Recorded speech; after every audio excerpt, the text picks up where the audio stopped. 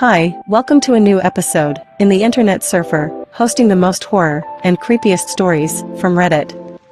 Please don't forget to comment, like, share, and subscribe. Enjoy. What is your most terrifying fishing story? I was sailing across the Gulf of Mexico. I was admittedly drunk, having killed a bottle of Sailor Jerry's with my mate. It was a moonless night. My friend was at the helm, and I went forward to take a break.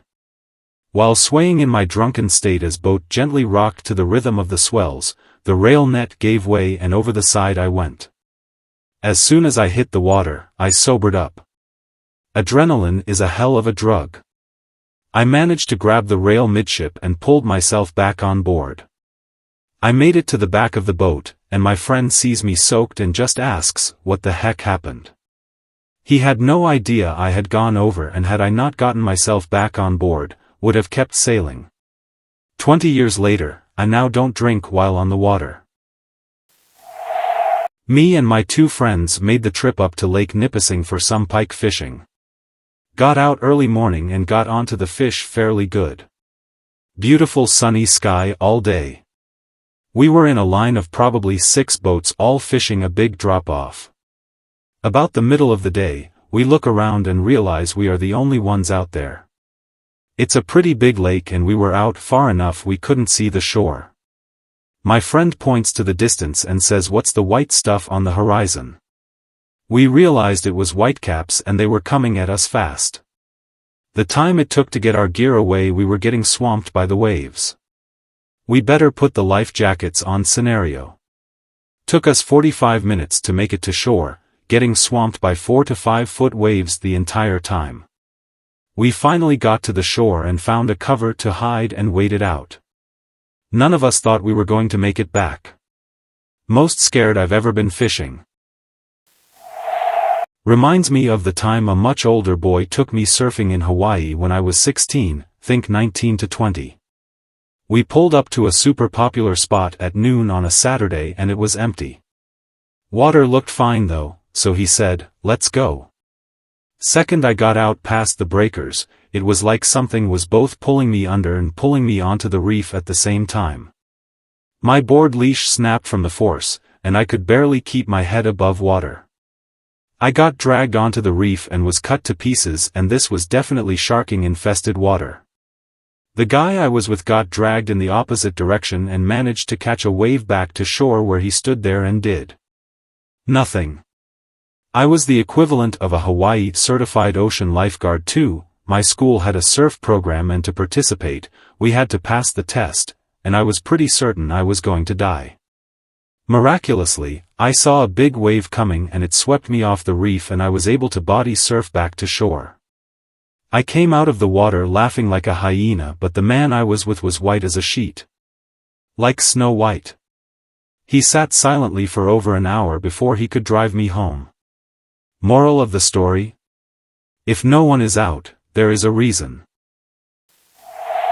It was about 3 a.m. and I was going for channel cats in a local creek that's known to be haunted. I was there for about 45 minutes before I heard what sounded like a woman screaming upstream. Like a scream from a horror film. About a minute later I heard it again, getting closer. It went on like that for a while, with me trying to think rationally about what I was hearing, but being alone in the dark with scary sounds in the woods made my imagination go wild. So, I packed up and went back to my truck, and after I loaded up all my gear, the screaming was coming from my fishing spot. I got in my truck, but I was curious to find out who or what was screaming. I waited another minute until 3 feral cats walked out of a bush, 1 female followed by 2 males that would stop and fight each other while making sounds I've never heard a cat make before. I was in fear because some cats were trying to get laid. I have too. I was fishing during the salmon run just west of Toronto when I see a group of fishers walk through a pool upstream of where I was. I thought they were a bunch of people who just disturbed a pool with fish. Selfish pricks, I thought. Then I heard a noise behind me, and it was the biggest buck white-tailed deer I've ever seen. It was reared up on his hind legs and grunting at me from about 30 feet away. So, I ran through the pool that I was fishing at, salmon booking it out of my way, lol. I now understood why those guys ran through the river the way they did. Deer in ruts are no joke. The other one. I was fishing near London, Ontario, in a quiet stretch of river. All of a sudden, I felt like I was being watched. The stereotypical feeling of hairs on the back of my neck standing up. I fished on and came across a skeleton of a coyote or young deer that was dragged up under a tree beside the river. Odd. I fished a bit more, but that feeling kept getting stronger. It was so intense that I had to stop fishing and left. We aren't supposed to have mountain lions in that area, but that summer, a few sightings were reported. I have a funny feeling that one was watching me as I was fishing. Not really as terrifying as it was startling and disorienting. Though I'll admit to being pretty concerned about my safety once the initial event had occurred. I was fishing from my kayak on the only natural lake in Texas. Caddo Lake. I had put in at what passes locally as a marina but is actually a small bait store with a boat ramp, upriver from the lake on Big Cypress Bayou. I paddled my way down the creek towards the lake, nearly getting swamped numerous times, by fan boats, eventually deciding to body English my way between the cypress trees on the east side of the creek, about 50 yards to a quiet, secluded hole where I could sit in peace. I paddled out to the middle of the pool, which I later learned has a name. Wangdoodle Pass. No joke. That's what it's called, and dropped anchor in about 18 feet of water. The pool is about 60 yards east to west and 70 yards north to south and encircled by cypress trees. This was nice. Solitude. Smooth water. Balmy April morning. I anchored with my bow oriented north, in the middle of the pass, broke out my tackle and started fishing the western edge of the pool, for panfish. They were biting. I caught several keepers. Ree-deer, bluegill, pumpkinseed, warmouth. This was great. Then I hooked another nice bluegill.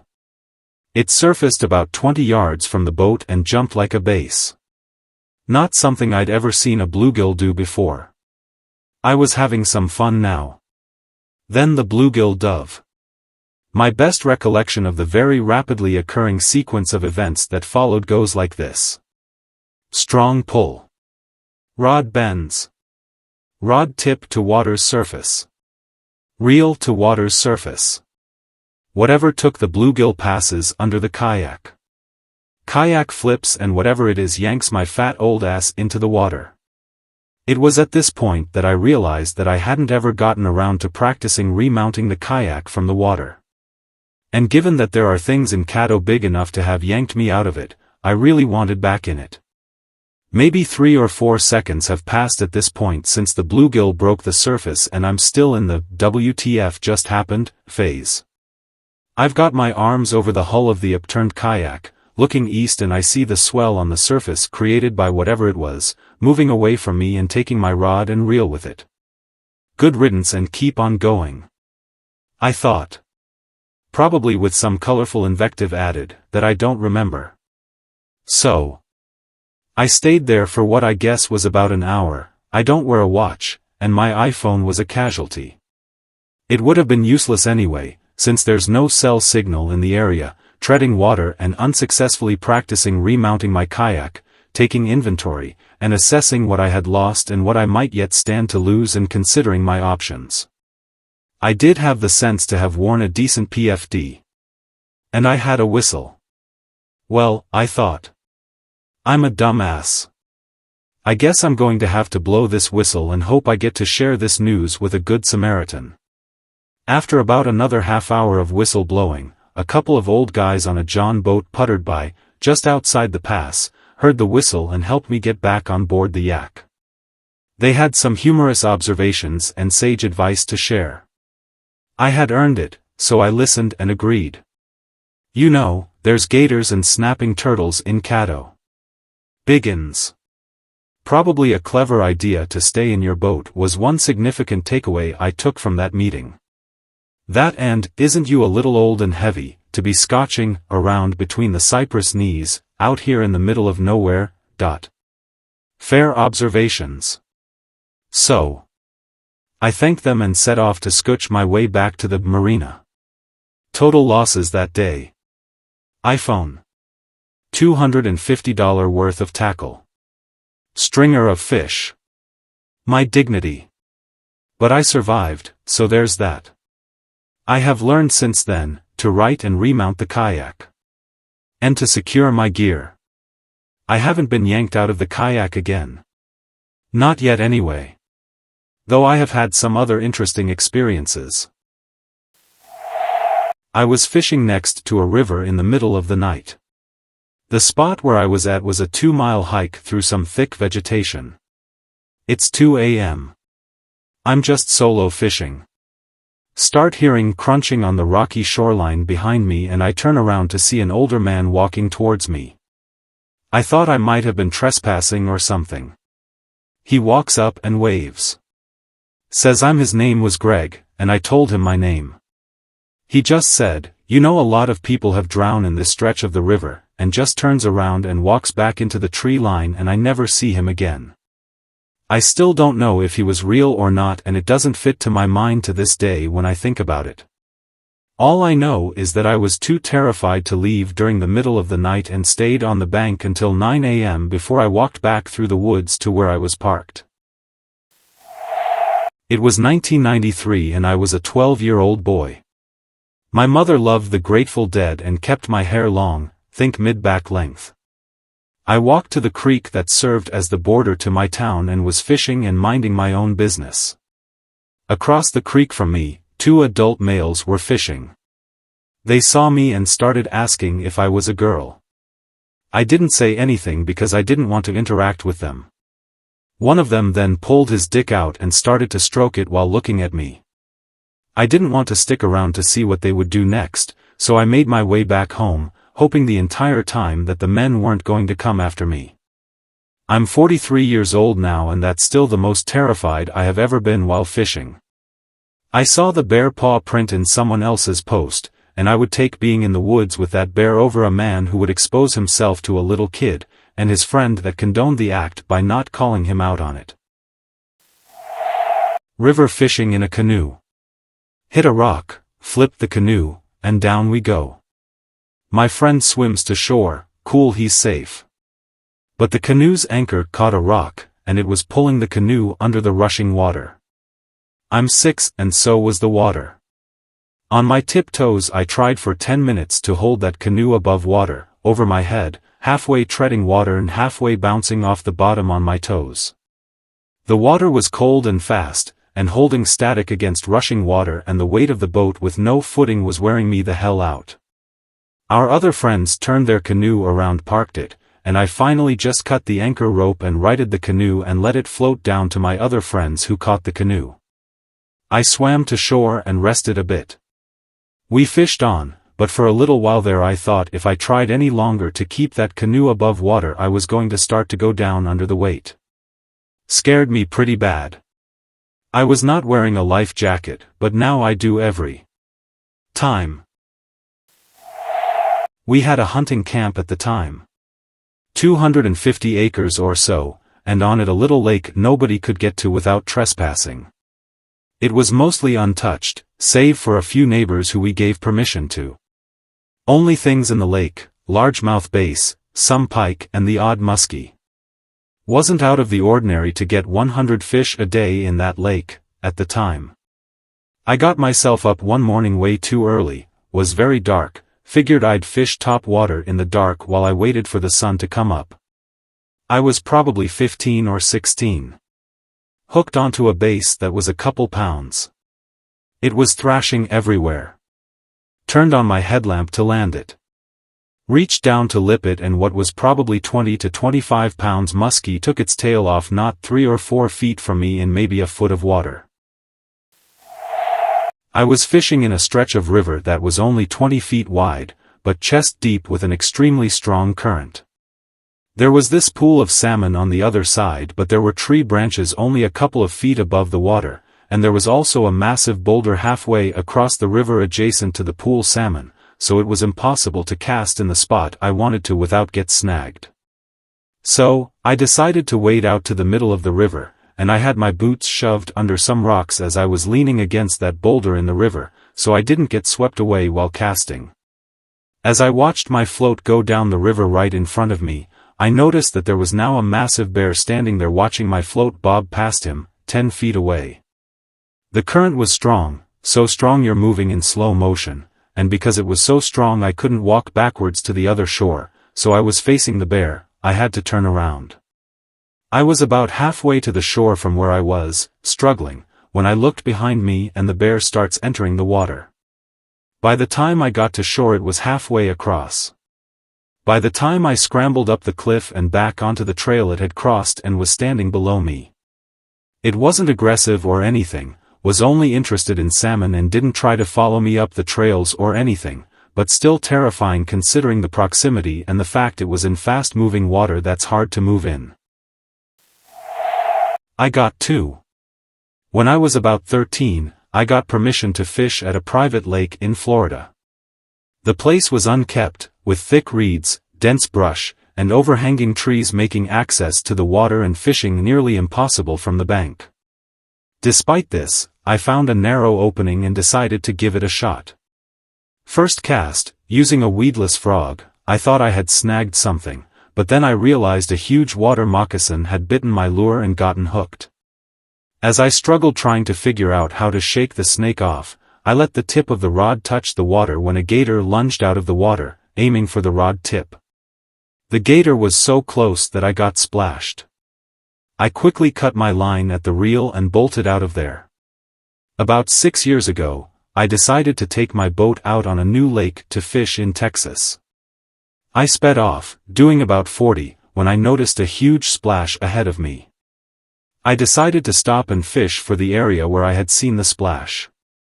A few seconds after I stopped the boat and lowered the trolling motor, my outboard motor slammed into a massive underwater boulder. Looking back, I realized that if it weren't for that fish splash catching my attention, would have never slowed down in that area. That fish possibly saved my life. From that day on, I made it a point to always have a good chart on my finder, wear a PFD, and boat with caution. I was canoeing across a lake with a friend to go pike fishing. We saw a nice big rock in the middle that we decided to have a smoko on. I saw something shiny in the water and, naturally, decided I wanted to find out what it was. Gave friend the rope and put my phone, etc. in the canoe, started to get into the water and looked back to see the canoe floating away while good old, stoned and oblivious is looking at me dumbfounded of what to do. So anyways, I jumped in and swam to the canoe, almost tipped it whilst trying to get back in, and spent the next 20-ish minutes trying to paddle back alone. After getting back, I was determined to get the shiny thing, so back in I went. As I reached into the water and touched the shiny, the bird shit washed away. I got to go on a 4-day fly-in trip to Canada when I was 16. After being out a few times with one of the older guys, I took out the little aluminum boat with a 9.9 on the back alone to troll over some big humps of boulders we had been getting walleye and pike off of. Didn't have to motor too terribly far but going full speed to get there. On the way, I'm watching the readout on the depth finder, and all of a sudden, it's showing over 1,000 feet deep in this lake. I was a fish in the water my whole life but seeing that made my stomach flip because I was shocked. Then I got back to camp and started talking about that 1,000-foot deep hole out there to puzzled looks from the old men. Then they told me it was just the bubbles against the transducer. I was shore fishing a reservoir alone on a rock outcropping covered in lichen and was trying to see if spoons really do still work well after dark, and if my target lake trout would still bite. Well, the sun sets, and I'm still fishing. Twilight sets in, and I'm still fishing. There were plenty of squirrels shaking up the leaves during the daytime, but now I'm starting to hear louder movements, but I can never catch it when I turn. Dusk sets in. When I look at the rocks, the lichen patterns look like skulls. The coyotes howl and I recall the many deer kills and bones I've seen on trails around the lake. It's 2 hours after sunset, and the clouds obscure any moonlight. I did see one other light, deep in the forest, pointed directly at me. Maybe I'm wrong, they haven't noticed me, and it just coincidentally points at me. I turn off my own light, pack up, and leave. When I'm 50 yards away I understand something clearly at last. Turn off. I keep going, there's still a mile of trail left before my car. The squeaking of bats is loud enough to sting. Worse still, it makes it harder for me to tell if I'm the only one rustling leaf as I go. I walk, stop behind a tree, listen, and walk again many times before making it back to my car and resolving never to stay out that late that far from my car. A friend and I were bass fishing, and we decided to try another area to see if we'd have better luck. As we were running down the lake we ran into a bit of a blow. The waves turned to whitecaps and before I knew it the skies are dark, and the waves get really rough. I'm trimmed down fairly tight to keep the bow from proposing, but we're getting hammered pretty hard. By this point we're skipping off the wave tops and the prop is fully surfacing to the point the engine is revving up and down. The wind is howling, and I see my friend is getting pretty nervous. I back off the throttle just a bit. Unfortunately, that just increases the slamming, and he yells at the top of his lungs, "Okay Grouchy, I'm scared now." I want to have mercy on him even though I know it's not the best thing to do, so I back off. Unfortunately, with the gusts the waves aren't evenly spaced. Just as I'm trying to back down, there's a wider gap followed by a big roller. Yep, we speared that sucker going about 45 miles per hour. Fortunately for my friend my boat was a dual console, so the trolling motor and his windscreen take the brunt of it. Still, we get absolutely blasted with chilly water. He's white as a ghost and I can't help it, I burst out laughing like a madman. Not so terrifying for me as it was my friend, but certainly exciting. Went out night fishing with a friend. Drove down 3 hours to meet him at the beach. He had a small flat boat. We headed out to fish in the inlet. We fished until about 3 a.m. and headed back to the boat ramp. It was a couple of miles down the intracoastal waterway, it was dark, and as we were cruising we passed remarkably close to some channel marker pilings. We were running WOT and the boat would run about 30 miles per hour. After a few more close passes to the pilings, I mentioned to him that I'm impressed by how well he knows the waterway and channel by how close he is to the pilings, and that he must be familiar with the channel to be able to navigate it in the dark. He looked at me and said, "What pilings?" Just then we passed another one so close that I could feel the wind from it. He slowed down, he did not know the waterway and did not see any of the pilings. I was young. Maybe 10 or 11 years old. Dad took me to the Channel Islands, and we missed Anacapa, ended up behind Santa Cruz. Broke down and couldn't get the boat running. Turned out to be a fuse. The Coast Guard ended up towing us in. Nothing particularly terrifying. Caught some sheepshead and saw a giant feeding frenzy of blue shark. On the same boat different day, we were calico fishing near shore and a wave dumped us sideways to the side of the boat. Can't believe I didn't fall out. Now the most terrifying thing I've been was surfing. Early gray morning near Port Hueneme. The water just felt active and had this warm quiet feel. Had a panicked young sea lion dive and circle me a handful of times. Then there were big, long swirls and waves in the water. Torrent from a moving object just below the surface. The movements of a big, long powerful fish. Never saw any fins but it was obvious there was a shark nearby. Reminded me of the way I see carp in freshwater lakes stir the surface of the water. Another time I was at Manhattan Beach and 3 dolphins kept dive bombing me around 4:45 a.m. If paddle to the left, they'd push me right. I'd paddle right and they'd push me left. After doing this a few times the next thing I realized was that they had pushed me to shore. I swear they were either keeping me safe or they just simply didn't want me in their territory. Either way, my most terrifying fishing story isn't about fishing. It's about being in the water with massive fish. Now Steve Rinella has some great fishing stories. Check out his Campfire Stories podcasts. Not my story but a friend. A couple of friends were down on a riverbank in the middle of nowhere fishing late into the evening. Sun goes down and they turn their headlamps on. My one friend turns his head and catches the reflection of something about 50 feet away that disappears. He looks away, then looks back, and the reflection is closer at 40 feet before disappearing. So, he gets my other friend to swing his high-powered spotlight in that direction as well, and they catch the reflection again. Up until this point they thought it might be a coyote or something. Nope, crouched in the tall grass, in full stalking mode, was a gigantic cougar that had slowly crept up to them and gotten within 20 feet. They slowly backed away and left all their gear on the bank and get out of there. We fished that spot afterwards and found massive cougar tracks all over the area. Now we made it a rule that nobody is allowed down there by themselves, and if we're out past dark then we bring a gun. Me and a group of friends went to the lake for the day, 2 girls 2 guys.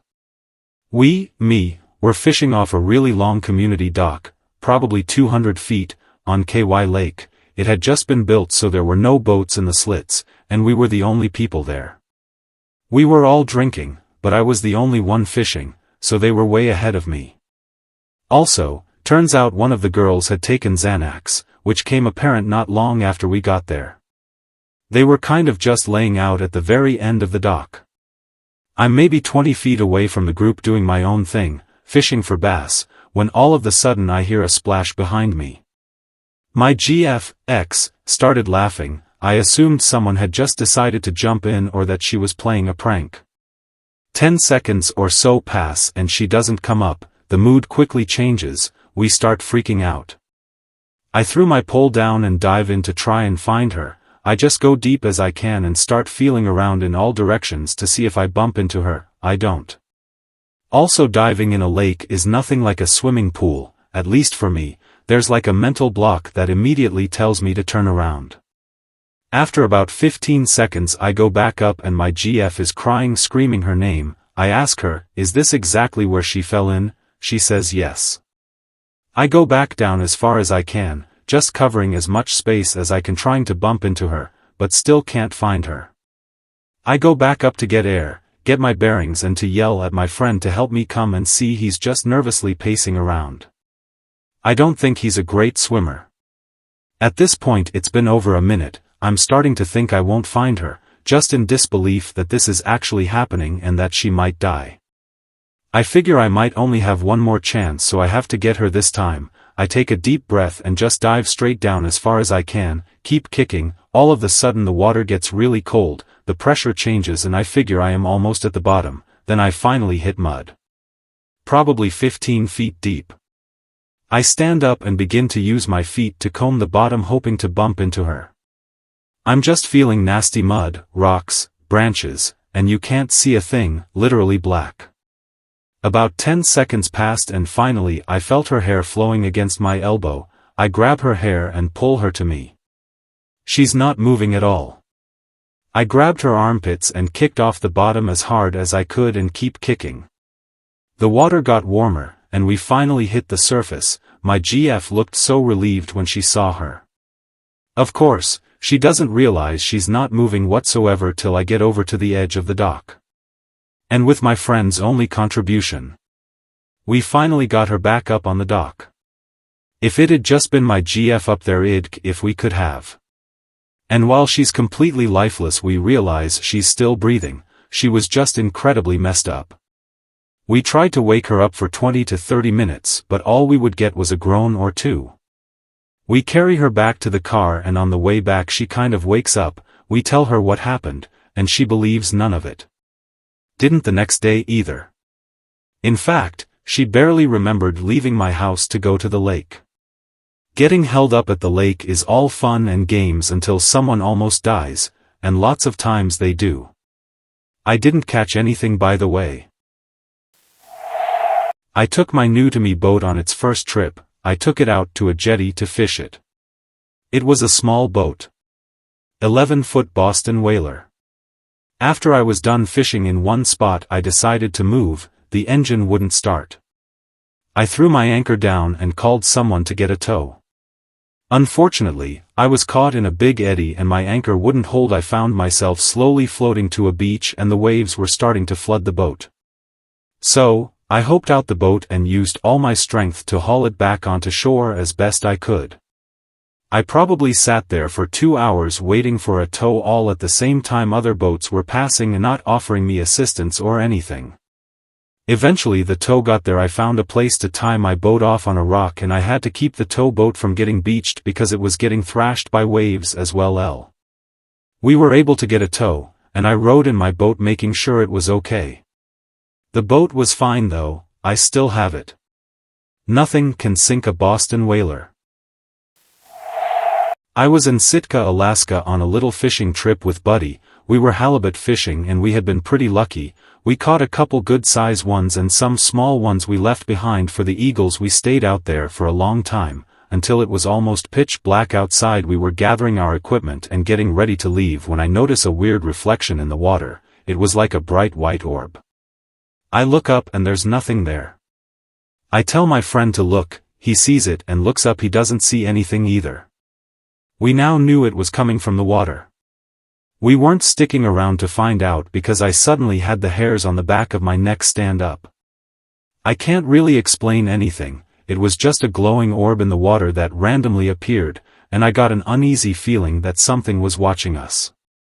We booked it and we haven't been to Alaska since then. 2006 or so, a friend and I went fishing in a different friend's stock tank in Hardeman County, Texas.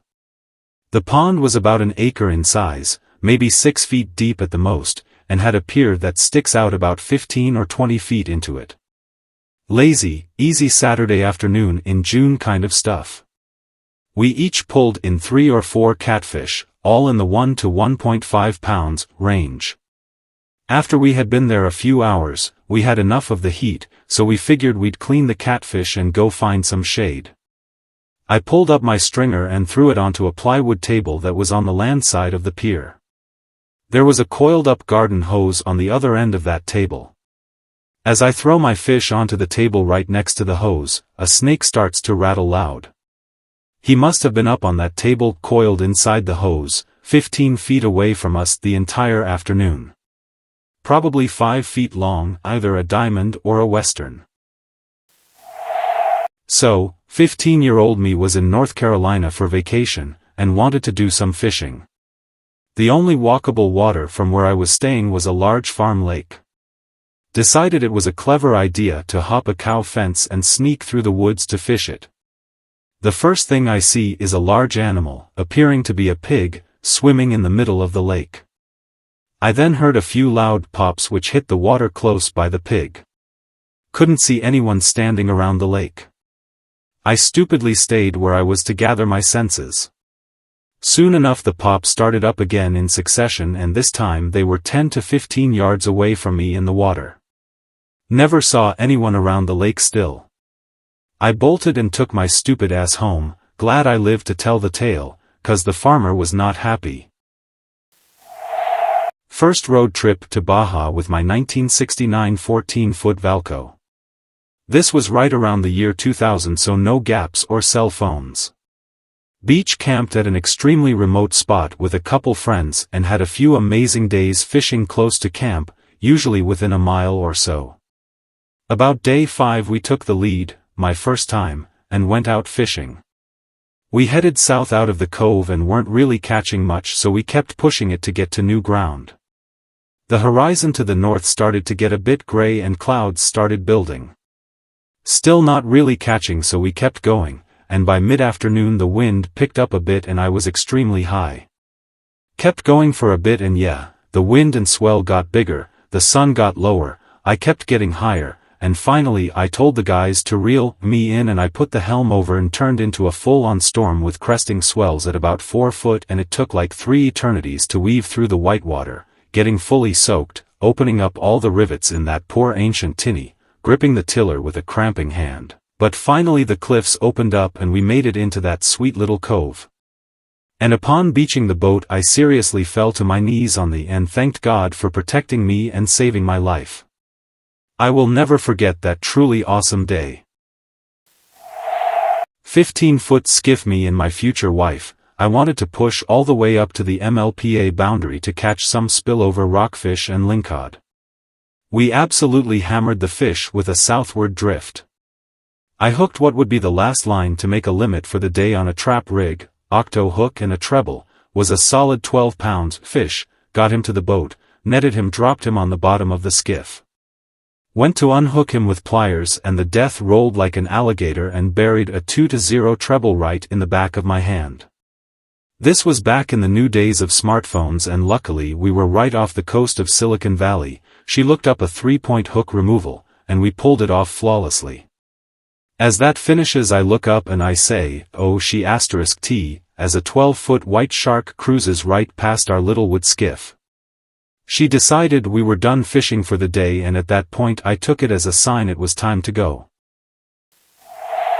I was 11 years old fishing in a Mississippi river with a hand line. Tom Big Bay River or something like that. I had caught a 48 pounds catfish that way and had my picture in the paper. Well, I caught this huge turtle. I knew my aunt could cook that sucker up, so I dragged it shore, got some leverage against it, and went to town on it with a knife. I had to try and pull its head out with the line and cut its throat. The thing would bite the hell out of me trying to get it home if it weren't dead. I know, pre-teens are a little crazy. After a battle with the thing, I managed to kill it. There was no tangible way to get it home. I had my bike, and I had my line. So, like any good Boy Scout, I tied some knots and strapped that thing to my back like a backpack. It must have made me look like a ninja turtle. What I didn't seem to realize is that this thing was still spewing blood. When I rolled up to my aunt's house, I knock on the door. I'm covered head to toe in turtle blood. Drop of blood. She opens that door and goes into a complete panic attack. I run in trying to help her, but she is completely hysterical with fear, but then she realizes it's me and then becomes completely hysterical with concern that I'm hurt. She finally realizes it's the blood from the obvious giant turtle strapped to my back. Haha, it took her hours to calm down. Best turtle I ever ate. That's just one of the crazy stories I have from my time in the South. Kids these days just don't know the freedom we have. On the Ohio River, just me and the dog. Fishing in an area I had only been a few times. The water was up, and I was just drifting with the current, which was fast, when I hit something big and stopped moving. It was an icebreaker, basically a building-size block of concrete. Typically, they are 10+ feet out of the water, but apparently this one broke and wore down. It was about a foot under the water. My bow got stuck on it and it looked like the stern was going to be pushed under. I ran to the bow and leaned over the bow, and it luckily spun, and I was able to use the motor to get free and hobble back to the ramp with a half-destroyed motor, a gigantic dent in my aluminum boat, water coming in, bilge pump running. I did make it back and everything, but the boat was unharmed. Thanks for watching. Please comment, like, share and subscribe. The Internet Surfer on YouTube for more horror and scary stories.